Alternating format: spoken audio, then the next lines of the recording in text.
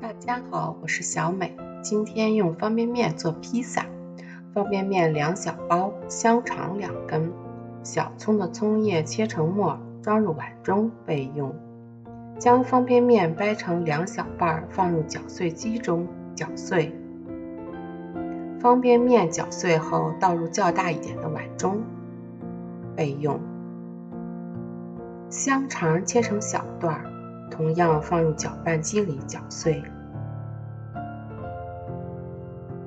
搅碎后倒入碗中，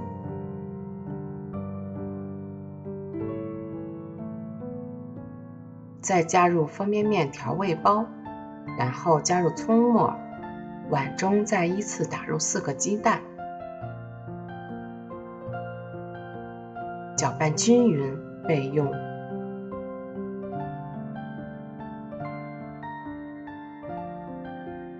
平底锅预热，倒入少量的食用油，用刷子刷均匀，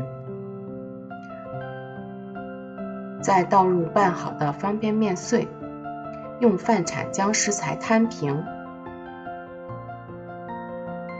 再撒上些黑芝麻，小火慢煎5分钟。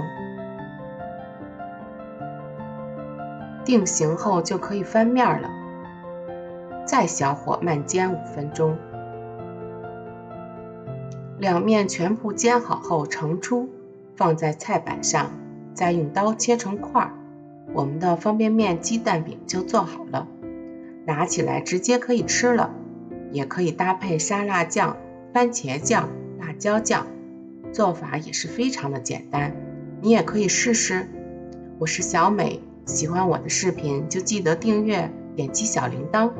小美食轩会定期分享美食，谢谢您的支持与鼓励。